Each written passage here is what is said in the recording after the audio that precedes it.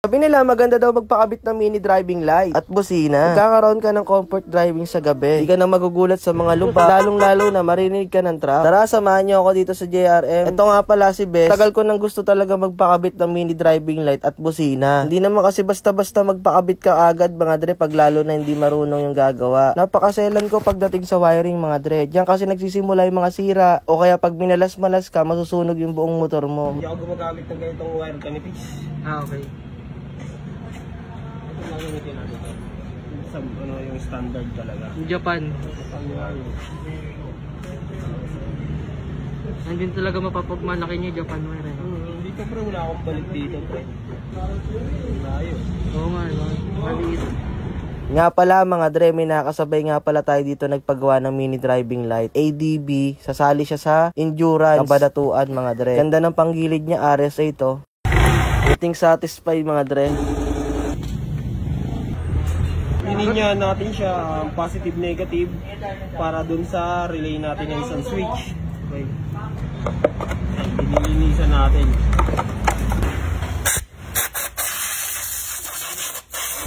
At nagustuhan ko sa kanila mga dre, malinis sila gumawa. Saka di nila tinitipid sa electrical tape mga dre. Lalong-lalo na may tamang positioning ng mga wire. No cut wire kasi dito na sila kumukuha ng accessory line. Okay. Dali mo gumastos tayo sa electrical tape. Basta balot na balot. Sa katulad yan, sinisecure ko yan.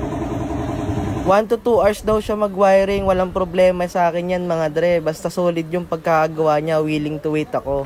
Ito pre, bubutasin natin ito. Oh sige, ito. Walang problema. Yung passing light mo sa MTN.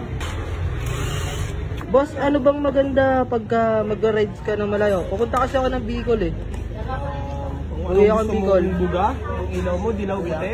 Ganun ba? Para sa akin, mas maganda ang low mo is puti, ang high mo combination, dilaw tsaka puti para spark light yung dual, di ba? Okay. Yun na lang sir, para mas convenient sa daan. Tama nga naman yung suggestion sa akin ni boss. Mas maganda yung puti yung low kasi nga hindi ako makaka-distract sa iba pag gumamit ako ng mini driving light. Wire mo, hindi stress. May blade siya ngayon, yan. Tapos na yung mini driving light ko, sunod naman sa Pia horn mga dre. Dito kahit pa paano, tatagal yung lifespan ng busina. Abutin ng many years. Problema lang dito is 30% yung ingay sa'yo, 70% sa labas. Hindi ako linagay, replay pa rin yan. Oo nga, nang wala siyang tatamaan sa flaring. Kahit iliko mo yan. Tingnan ko, papatunugin ngayon natin. Napakalakas mga dre, kaya maririnig na ako ng truck. Time to check! Yo, what's up mga dre? Tara, samahan nyo ako. Tatry natin itong MTLE JRM. Napaka-solid ng pagkagawa. Magawa na kayo. Hey! So, try natin. Busina. Ayan. High.